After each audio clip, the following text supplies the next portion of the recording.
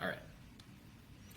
Welcome to the Hoops Royalty Podcast. I'm King Jemison alongside Karna Venkatraj, and we are bringing you Royal Hoops takes live from the 901.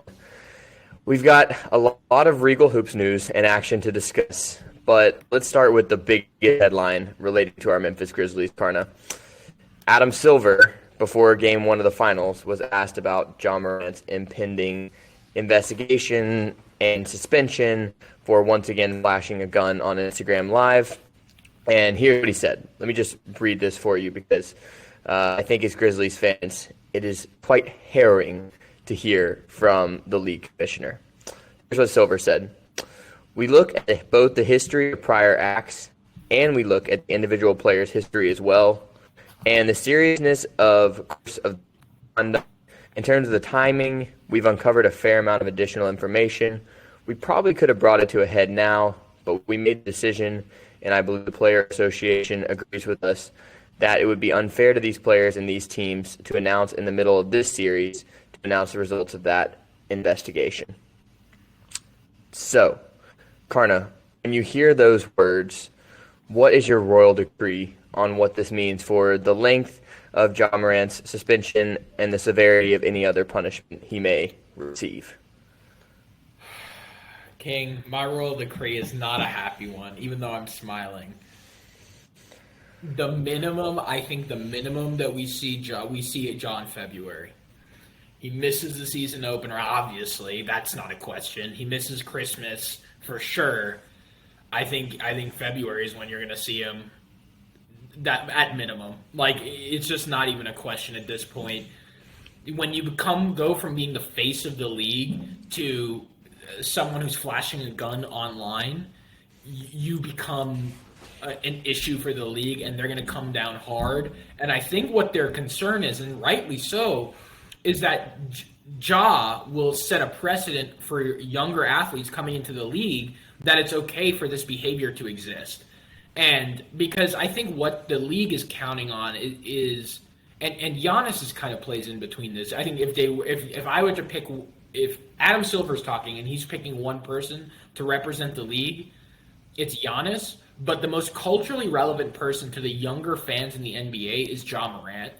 And when you have him behaving like this, it's tarnishing the league and it hurts the league. And he plays such an important role in their marketing. So overall, what I'm basically trying to say is, you can't be in this situation if you're the NBA. They're going to come down hard on him. And it's not just a message for Ja Morant.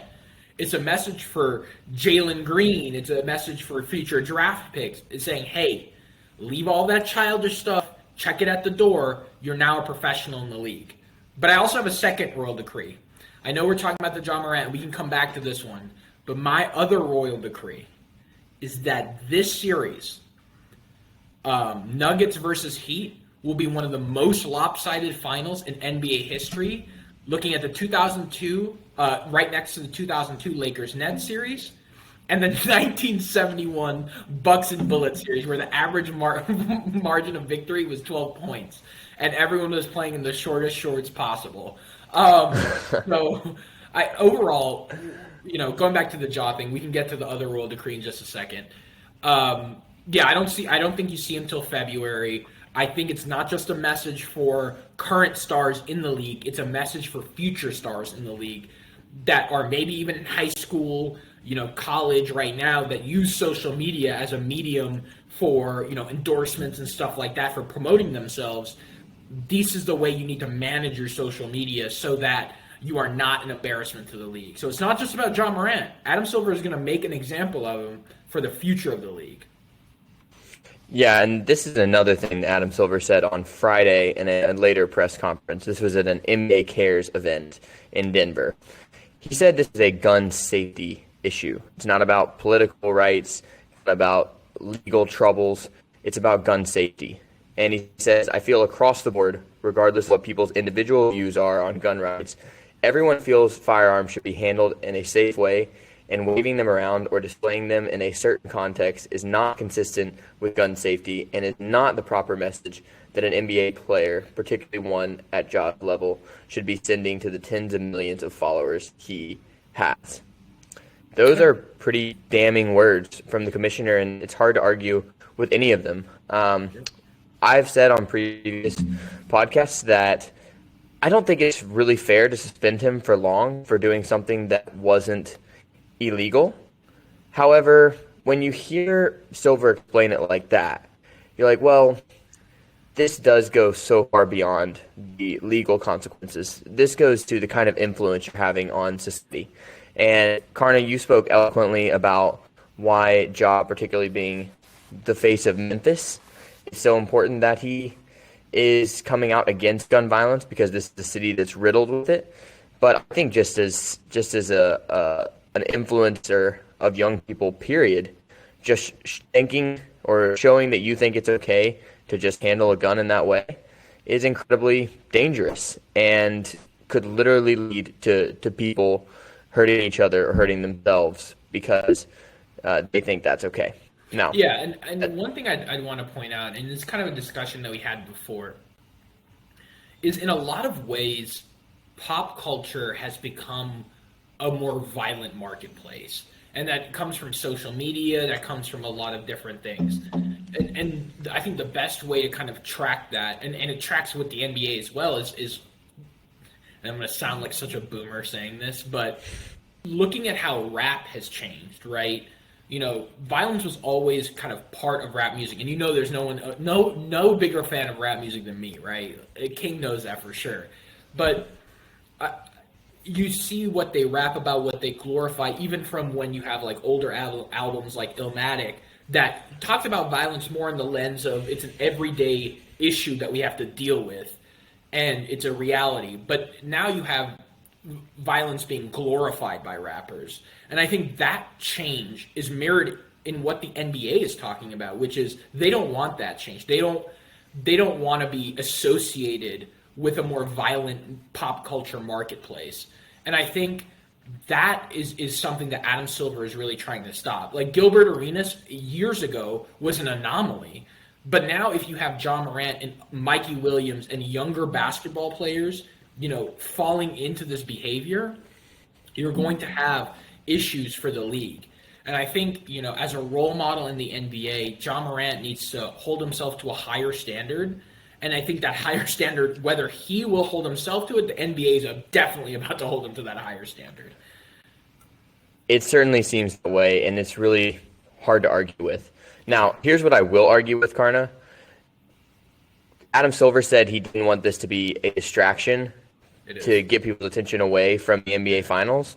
But the comments he made make it more of a distraction. Absolutely. Because we know, because we're participating in it, that media likes nothing more than speculation.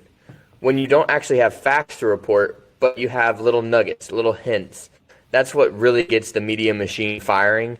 And Adam Silver played right into that with his, well, I'm not going to tell you how long it's going to be yet, but let's just say it's going to be bad. I mean, like that tone. The uncovered I get why he said it. Information, like, dude, like, that's like the ultimate bury the lead type stuff ever. It's like, dude, you have to tell us what you're talking about. Like, What are you doing? It's just like, if you're trying not to distract from what you and I are both excited about, although you now have a royal decree saying you're not really that excited about this NBA Finals, but hey, we'll get to that in a second. But, you know, we're both excited about, as the whole NBA community is excited about watching this Finals, and honestly, I think it would have been less of a distraction if he just came out and said, yeah, Ja is suspended for X number of games, and here's why.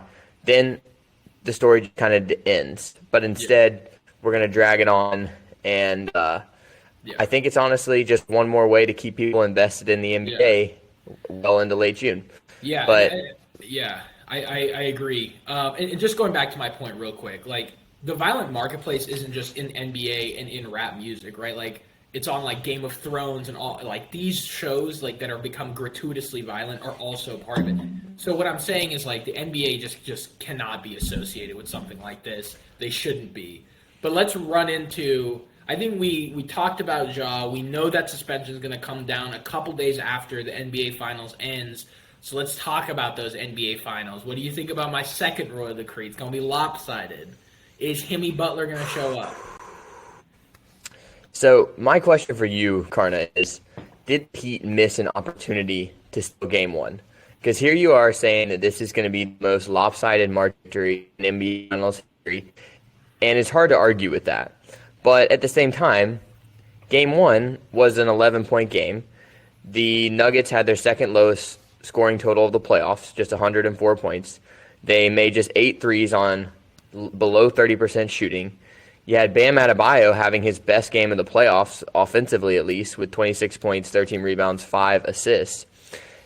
And yet the Heat still lose.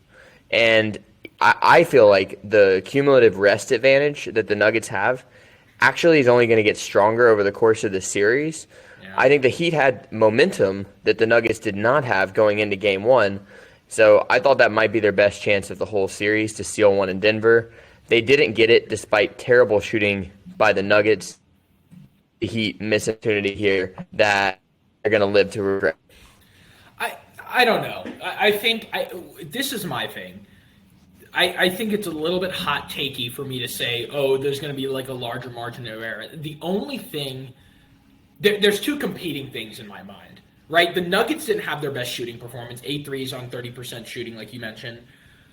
But on the other hand, do you expect Max Strus to take 10 shots, miss them all, and Caleb Martin to go 1 for 7 after averaging about 19.3 points per game against the Celtics, right? So there's two competing things. The Nuggets didn't play well, but the role players of the Miami Heat just completely disappeared, right? So I think it's kind of a wash. I think this is the expectation for the series. No one can guard Jokic, and I want to talk about one X factor. And we can kind of separate that question, but I want to talk about this guy because – you know, we talk a lot about Bruce Brown. We talk a lot about KCP and Jamal Murray, obviously, because he's another star in the league. Aaron Gordon has been an X factor on this run. He's plus 9.2 in the playoffs. He's a nightmare matchup because he's athletic enough to get out there and guard some 2s and 3s, but also strong enough to bang with the 4s and 5s. He's guarding Strus, Adebayo. He shuts Strus down. I encourage anyone who likes NBA basketball and wants either themselves or their children to be great defenders, look up his defense from Game 1. He switches. He's everywhere. He's in passing lanes. He has a right hand in the passing lane. He was just everywhere in Game 1. So even though he didn't score, he had, 16 points? Nothing, not like a world-shattering game, but he was just so dominant in a different way. And I think on defense, he played really well. He's plus 9.2 in the playoffs. He's really shined as an X-factor role player. And I think those guys you need to win championships. And while the role players of the Nuggets are showing up in big moments, what are the Heats doing? What are the Heat role players doing? They're disappearing. King, run me through it. What do you think? I got to agree with your take on Aaron Gordon being the X-factor. And I wasn't expecting it because there were times in the playoffs where he started to look vulnerable. I know that the Lakers were able to take advantage, and Suns were sometimes able to take advantage of the fact that he seems like a more reluctant shooter in the playoffs. And so, you know, the Lakers' whole playoff run has been predicated on who are we going to not guard and allow Anthony Davis to sit in the paint and clog everything up. For the Grizzlies, it was Dillon Brooks. For the Nuggets, the best option they had was Aaron Gordon. Still not a very good option. And Thursday's Game 1 showed why. He was just too big for anybody the Heat put on him. The Heat aren't big enough to win this series. I do not see how they can overcome the sheer size advantage that the Nuggets have. And Aaron Gordon is a huge reason why. Because he's just walking guys down. You know, they even try to put, like, Jimmy Butler on him. He's going to walk him down. Max Strus, Caleb Martin, Gabe Vincent. These guys that the Heat are counting on being in the playoff rotation and really are their best playoff defenders, he's going to absolutely dominate those matchups. Option put Bam on him, but that's not going to work because Bam needs to be with has his attention on Jokic or possibly MPJ or Jamal Murray. You can't take Bam's attention and turn it on Aaron Gordon. So he's going to be a matchup nightmare this entire series. He's such a smart cutter. I love the way that he and Jokic play off one another. Like, I feel like Aaron Gordon's ability as an off-ball mover was hidden in his time in Orlando because he didn't have a passer. But Anybody? alongside, or anybody, alongside Jokic, a generational passer, you're seeing his ability to slip backdoor, to occupy just the right amount of space. And I even saw a video of even when he's not cutting, but his guy goes to double, then he's setting a back screen and leaving a shooter wide open in the Jamal corner. Murray And it's most just of the time. exactly. Yeah. He's just such a smart basketball player. And I think that's an unappreciated part of Aaron Gordon's game. So with his size, with his intelligence, he's going to be a problem for us. He's going to be a huge problem. You know who hasn't been a huge problem for the Nuggets? Jimmy Butler. King, what do you think Jimmy Butler can do? So he was 13 points on 14 shots, definitely not efficient. 0 free throws, and he only took 2 free throws. So I don't know what's going on with the refereeing, or the Heat just weren't getting to the cup. What do you think he can do to get himself going, other than someone talking trash to him? Well, that would be the best thing. Can we get Jamal Murray saying something stupid to Jimmy Butler? Because that's what's going to make this series interesting. But Jimmy will have better games. I expect that he is going to be the second or third best player in this series. But he probably has to be the best player in the series for the Heat to have any chance at all, and he's not going to overcome Jokic. But to answer your question, how does he get going? He's got to be more aggressive. That's the most vanilla take of all time, but it's just true. He was 6 of 14 from the field on Thursday. That's fairly efficient in terms of the shooting percentage. The problem was he didn't get any free throws, and the Heat as a team attempted just 2 free throws. That's the lowest total in NBA playoff history. As a team, the Heat looked spooked by the Nuggets' size. And anytime Jimmy drove, he just did not look like the confident Jimmy that we saw at the beginning or the end of the Celtics series, or really any of the series before that. So can he take advantage of some matchups? We know the Heat like to generate switches. Jamal Murray, for all his effort on defense, is still not a very good defender.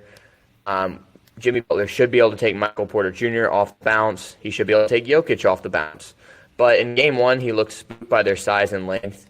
I don't know if that's a lack of legs. I don't know if it's just a cumulative effect of him having to carry such a heavy load for this entire playoffs, but he is going to have to find the explosion he had early in this playoff run to get into the heart of that Nuggets defense and get to the free throw line. Yeah, I mean, I agree. I think he just needs to get aggressive. He needs to get to the cup, start generating some and one opportunities. That's the only way that they have a shot in this series. He needs to start dropping 40. Like, there's really no other way to say that nicely. Like, I know it's an incredible, crazy expectation, but if these guys, Max Strus and Caleb Martin, don't just, like, have games where they score any points, you have to drop. Like, I don't know what else to say. Like, you have to drop 40 because the Nuggets have so many different ways to score. You know, Bruce Brown coming off the bench. You have, Aaron Gordon, Nikola Jokic, and Jamal Murray as like a core that can score. Michael Porter Jr. can shoot the ball. Like, they just have so many dynamic ways to score that it doesn't make sense for Jimmy Butler. I mean, the Miami Heat are a one-trick pony in a lot of ways, or they're not a very dynamic team, where it's not going to be, you're not expecting Max Strus and Caleb Martin to carry the load. Gabe Vincent has 19 points, great, but Jimmy Butler has 13. You just don't win that way. So I expect him to have some big games. I expect this next game tomorrow to really be a legacy moment for him in a lot of ways, especially if they can, for some way, beat the Nuggets. One, this will be the biggest upset in NBA Finals history, in my opinion, especially if Nikola Jokic is the generational player that we know and think he is. But I also think, this is just a defining moment in his legacy. Even if they get him to 6-7 games, it's still a defining moment in the Jimmy Butler saga. But let's put a bow on that. What are your predictions for the series, King? Kevin? What? King. Honestly, I feel like I have maybe too much respect for the Heat in saying Nuggets in 6. But you can't look at everything the Heat have accomplished, even despite Jimmy's struggles, and underestimate them any further. Yes, I think they've run into the team that they cannot beat, and game one showed why. Jokic had his way. We hadn't even really gotten into the insane efficiency of him scoring 27 points on 12 shots, also dishing 14 assists. The man is unstoppable, clearly the best player on the planet right now. But I do think the Heat are going to have games where they look like the Heat of this playoff run, and by that I mean Jimmy going off, getting to his spots, hitting those beautiful mid-range jumpers, getting all the way to the rim, putting himself on the free throw line. And then you pair that with Martin, Strus, Vincent, Robinson knocking down shots. Kyle Lowry, maybe we see a little bit of Kevin Love. Barely saw him at all in game one. Did he play game one? Certainly didn't have an impact. Decided to play Cody Zeller more instead. But I do think the Heat are going to have a couple of those games where they get hot from three, and Jimmy is the engine that makes it all happen. I see it as becoming 3-1 after 4 games. I think the Heat get game 3. Nuggets get game 4 to basically ice the series. But I count on the Heat to get one of those road wins that they've just been so good at all playoffs, and at least extend it for a fun game 6. Nuggets in 4. That's all I got to say. Nuggets in 4, baby. Nuggets in 3. Nuggets in 3. No, in a really, to actually give a prediction, Nuggets in 5. If that, I would say, if I was doing this, it would be either like if I was to weight it out, like put weights on each one. I'm saying 70% Nuggets in 5, 30% Nuggets in 4. Like that's my predictive way of thinking about it. I don't think that. This is the best team they've seen all playoffs, too, if we're being honest, right? Like, the Celtics were great and had a lot of star power, but they had some systemic issues, like Jaylen Brown and Jason Tatum not being able to play with each other and being inefficient with each other. But, and I think that presents a huge issue, right? Like, the Celtics were okay. Bucks were hamstrung by Giannis, right? So this is the best team they've seen all playoffs. So I think Nuggets in 4 probably, or Nuggets in 5 probably, but also realistically Nuggets in 4.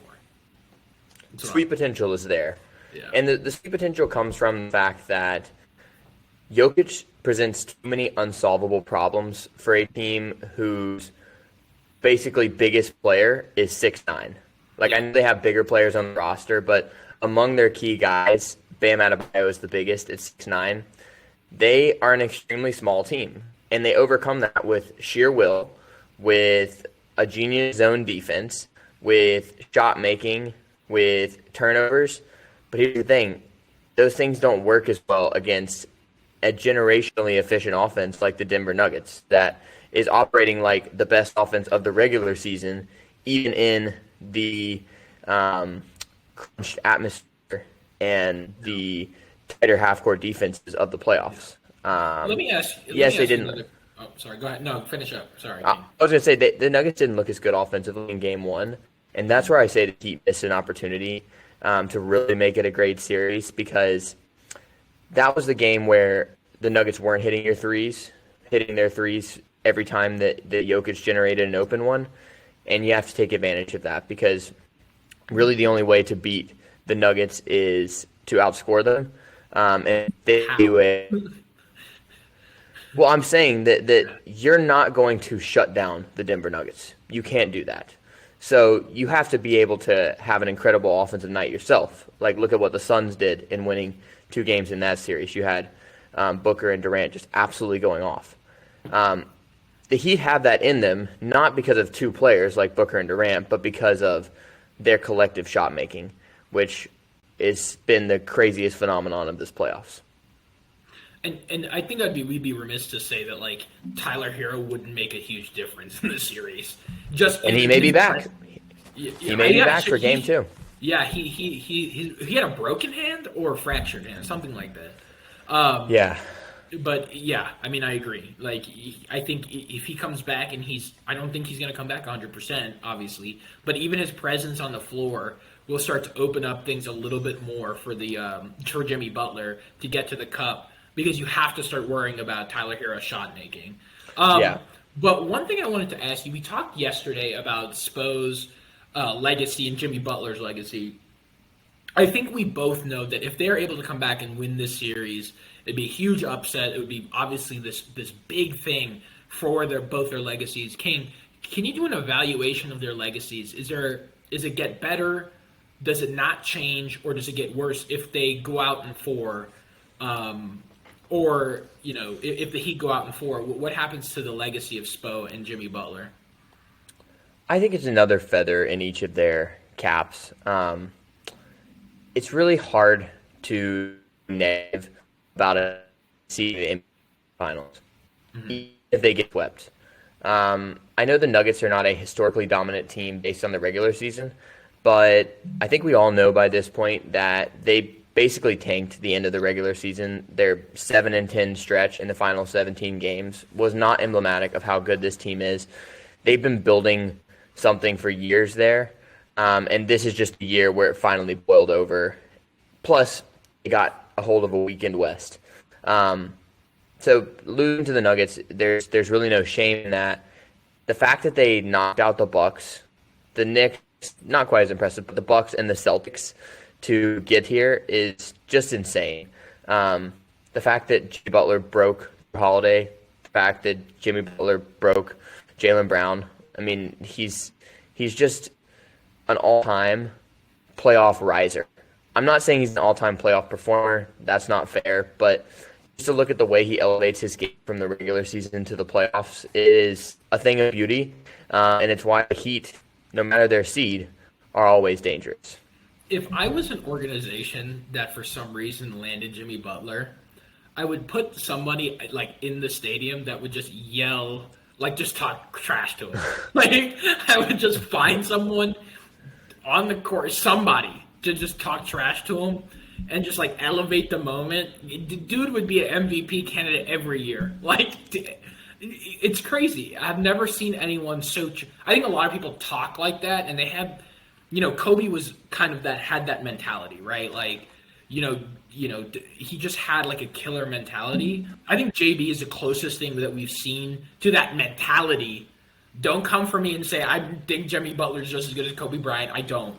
I'm saying that mentality of I think LeBron has this mentality of I want to win, and I'm gonna be a professional about it, and I'm he's almost like a corporation walking around, right? He himself. I think there's a grit and an intensity and a FU mentality that Kobe and because I think LeBron is about lifting himself up. Kobe was about FU, I'm going to work harder than you. I think Jimmy Butler has that same mentality. I don't think we've seen that mentality since Kobe. So I think this kind of solidifies that legacy for Jimmy Butler where it's he's just that dude that is going to get in your face. He's going to talk trash. He's going to make you know that I own you. I own this franchise. This is me. Let's move on. I'm crushing this whole game. So I think it's just an awesome legacy to have. I hope he wins a ring eventually. I don't think it'll be this year, obviously. But speaking of potential rings, I think our Grizzlies are going to be going for one next year. So let's transition from the NBA Finals. We got our predictions. We got our legacy moments. Let's transition from the finals and focus in on our Grizzlies. So I think it was either Tuesday or Wednesday, I sent you a tweet, if you will. Jaylen Brown, Al Horford, and a first-round pick for Ja Morant. We're talking Grizzlies offseason. Let's go. What do you think about that trade? I'm saying no and hanging up the phone immediately. Maybe I don't even take the time to say no because that's still a waste of my time. Listen, Jaylen Brown is a phenomenal player, and I am sure that with Ja Morant's recent issues, there are people out there who would value him above Ja Morant just in a one-for-one environment. But just based on his game and his mentality, Jaylen Brown is not a franchise player. He's an excellent supporting piece in the right situation, and I do believe that at his peak, he is an all-NBA level talent. Now, I think he lucked into All-NBA this year with the amount of forwards that were injured and just didn't really play enough games or have enough of a resume, but are clearly better than Jaylen Brown. And so, again, he backed his way into a supermax. But he is that level of player. I just wouldn't want him as the face of your franchise, and so you're never going to trade away the face of the Grizzlies, the best player in Grizzlies franchise history already, to get somebody who's at best a number 2. But let me throw one back at you, okay? Okay. I still don't like it, but this one I would have to listen to, okay? If you told me it was Jaylen Brown, Derek White, and a first-round pick for Ja, I'm at least going to entertain the conversation for a second. I'm still eventually probably going to say no. But the reason why I like that trade more than what you gave me is now you are offering the Grizzlies a point guard plus an elite wing. And so now you still have one of the best starting lineups in the league and a first-round pick that you can either deal or use to add to your depth. I'm still saying no, but the inclusion of Al Horford to me means nothing. Because, yes, the Grizzlies would love a veteran presence, but the front court is where they actually have depth, particularly once Brandon Clark returns from injury. And I just don't know if Al Horford is going to have any impact by next year's playoffs, and certainly not in 2 years. But Derek White, that guy seems like he's got more in the bag than even what he showed us in a somewhat limited role on the Celtics this season. But I'm still probably saying no. It's just if it was White instead of Horford, I'm at least going to answer the phone. Yeah, I would also like to point out that me and our King and I were talking about this much before Kendrick Perkins said anything on national media. So it's true. Yeah, just letting y'all know that.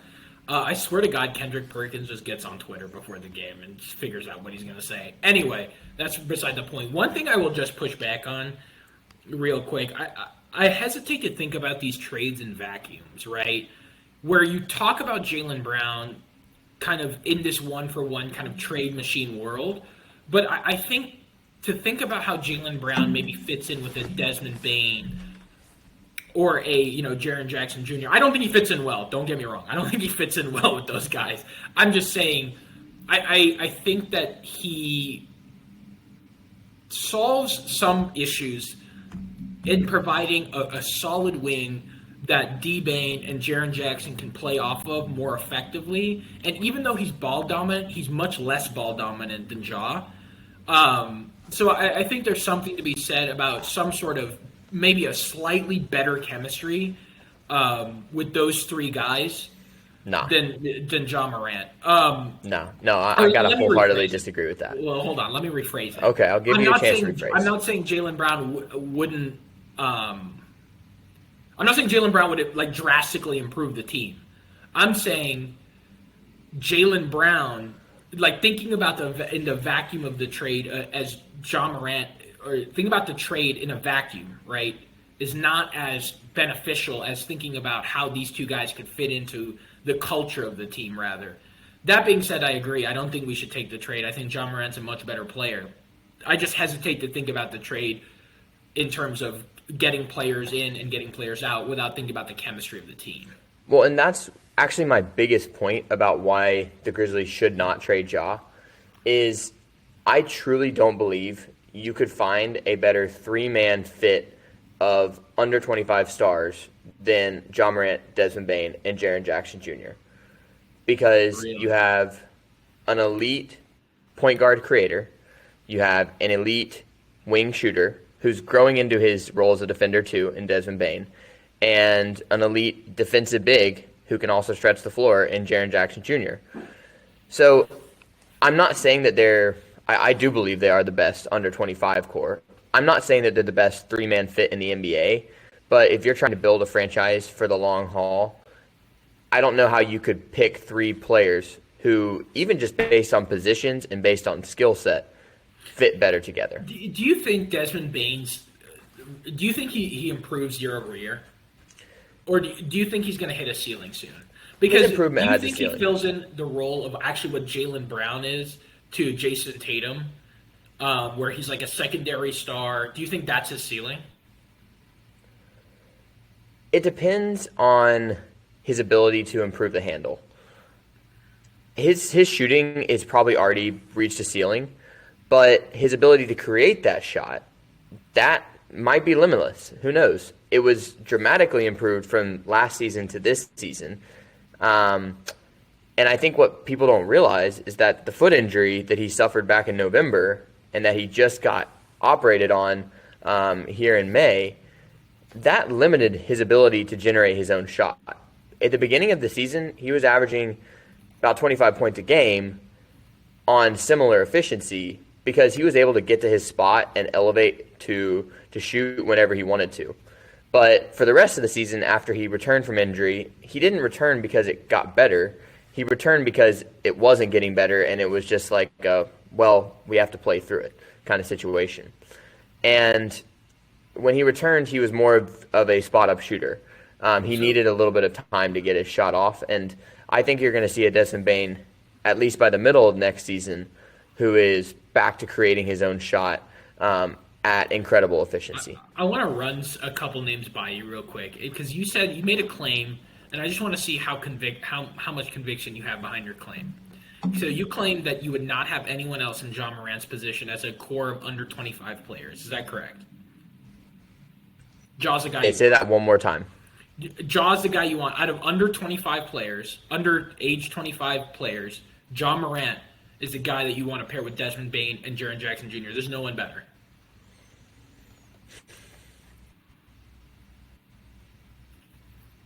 I'll listen to Anthony Edwards. All right, I'm going to throw some names at you, and you tell me. Okay? Well, Anthony. But otherwise, I'm taking Ja. Okay, so just think about it. Okay, let's talk about this for just a second. Luka. You're saying no to Luka over Ja. Okay, Luka seems like an old man. I mean, I forget that he's under 25. Yeah, it's true. All right, yes. He gives old man vibes. Jason Tatum. I like Ja's fit better.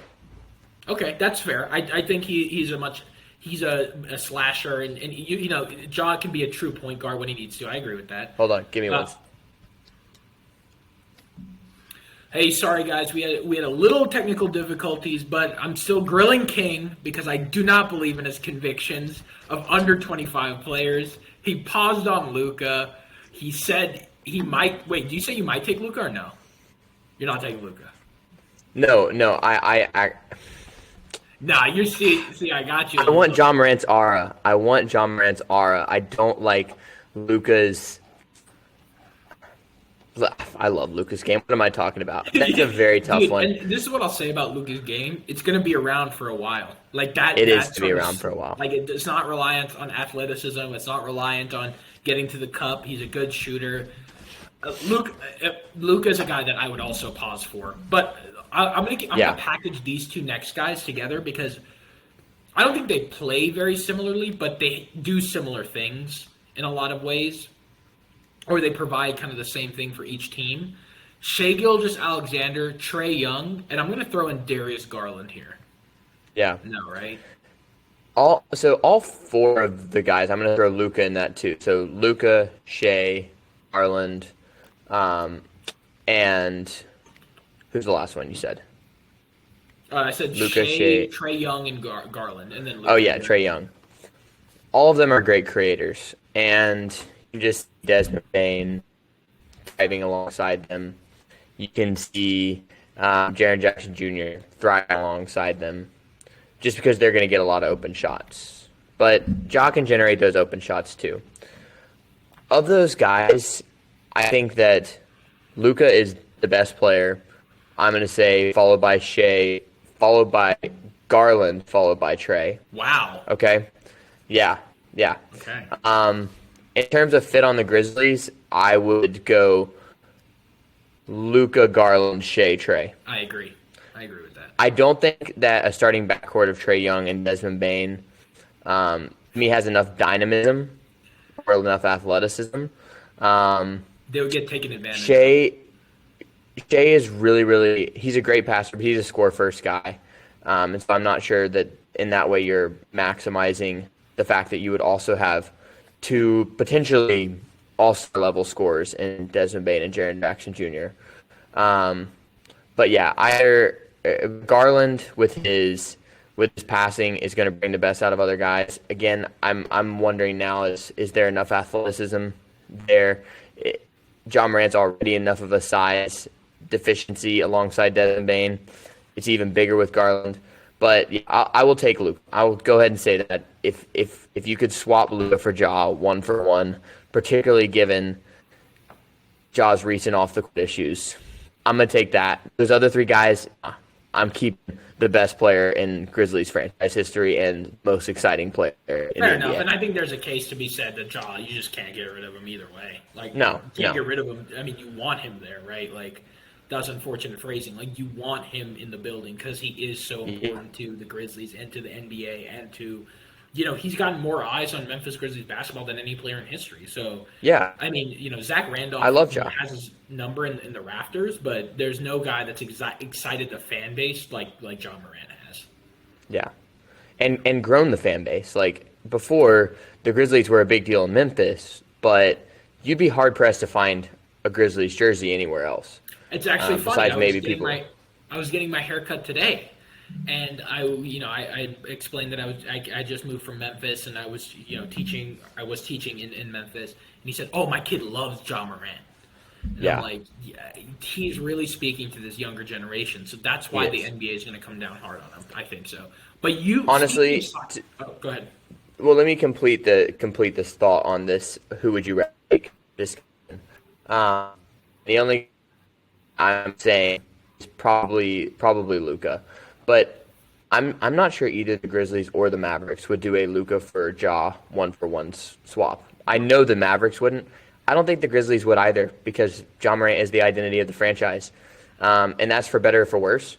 I believe it's ultimately going to be for the better. I believe he has an excellent chance to bring a ring to Memphis for the first time, but I think you're tied to him at this point, and it's going to say a lot about both Ja and the franchise if they can move through this very stormy period and continue to have a great marriage, for lack of a better analogy. If they can continue to surround him with a great team and continue to have a great culture throughout the organization. That's going to say a lot about that combination between Ja and the Grizzlies and with the city of Memphis. A trio that, prior to Ja's gun issues, really seemed like it couldn't have been better, couldn't have been a better fit. So Yeah. I believe in our guy. I believe he's going to come back from this stronger. And there's, frankly, no one else I'd rather have. Even if there's better basketball fits out there, there's no one I'd rather have because of the excitement he's provided for this franchise. Definitely understood, and I think in a lot of ways the way he plays reflects Memphis. Loud, in your face, exciting. He embodies Memphis in so many great ways, and so many ways that I miss from living in Memphis. That he just represents the city well when he wants to, and I think he brings such a great swagger to the Grizzlies and to the organization that it just hasn't been there before. So, but speaking of size deficiency, I think you have a trade for me. Run me through it. And we'll finish with this trade. Yeah. So, last thought for today's podcast. Okay. Anything related to Jaylen Brown is unrealistic. Because from both sides, I don't think the Celtics or the Grizzlies think that's the best way to move forward. But a guy who I've really been thinking a lot about, who we've mentioned before because he actually tweeted at the Grizzlies, was Kyle Kuzma. And if this trade was on the table, Karna, would you take it? Zaire Williams plus Tyus Jones plus this year's first-round pick for Kyle Kuzma. That deal. You're the Grizzlies. I mean, you're picking in 20th, right? Something like that. Picking 25th. 25th. You would have to add someone for the someone other than Zaire Williams, who's proven that he's not really much of a factor right now. Tyus Jones. I mean, yes, if I was the Grizzlies GM, I would absolutely take this. If I was a Wizards GM, I would say, how does this solve any need that I have? Tyus Jones has proven to be a middling starting point guard. I mean, Zaire Williams is not going to be a starting anything anytime soon. So you're going to have to add probably Luke Kennard to this deal. As far as the Grizzlies go, I mean, he's a huge upgrade on what we have before, which is Dylan Brooks. He only shoots 33%, but, I mean, or Kyle Kuzma only shoots 33% from three-point, so he doesn't really solve that, but he's more of a dynamic of a scorer. He can go off the dribble. He's an elite defender. I mean, he's averaged 20-plus points in this league before. So, yeah, I mean, I am taking him in this deal. Do I think the Wizards would ever do this? Probably not, and nor should they, because it doesn't really solve anything for them. But yeah, I am taking this deal. I think Kyle Kuzma would be a great addition. I think him plus a couple of more upgrades in some role positions can actually tip the scales for the Grizzlies in the West, especially from what we've seen. But King, let me ask you a question. Do you think this trade gets us any closer to the Nuggets, who will be contenders next year as well? I do think it does. Sorry, let me rephrase that. You're adding does it get us substantively closer? Does it close the gap? Yeah, sorry. Okay. It does get us closer. It makes us a better team, but does That's it get fair. us substantively closer?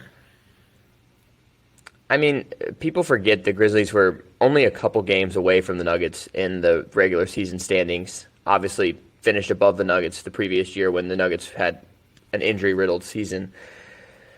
I don't think the gap is massive at full strength for both teams. It just turned out that the Nuggets were at full strength by the playoffs, and the Grizzlies were far from it with cultural issues that popped up late in the season. Kyle Kuzma is a fantastic fit on this team. First, he's a 22-point scorer on relatively efficient from the field, and he's an okay three-point shooter, like enough that teams have to guard him, and he's going to provide a lot more spacing than Dylan Brooks did. But more importantly, he's an elite defender and a bigger elite defender than Brooks was. He's 6'9". He's in the 89th percentile in defensive on and off stats this year per cleaning the glass. And that size at the three would be amazing paired next to a small backcourt in Ja Morant and Desmond Bane. It's not changing anytime soon. Those are two of your centerpieces. So you can't get bigger there. Well, you would love to get bigger at the three, so you don't run into a problem like the Heat are having in the NBA Finals right now, where they are just simply too small. The complicating factor here is that Kuzma is free agent right now, and really all the Grizzlies have available in free agency is the level extension at about $12 million per year. He's already making 15 and expected to command closer to 20 to 25 million per year. So you can't get him in free agency. Your only shot is a sign and trade. Yeah. So I'm going to finish with this. Karna, give me your thoughts and then we'll wrap up. Yeah, I mean, let me give you this, okay? Yeah. I would be willing to go this far to get Kyle Kuzma. Tyus Jones, Zaire Williams, and Luke Kennard, plus a first-round pick.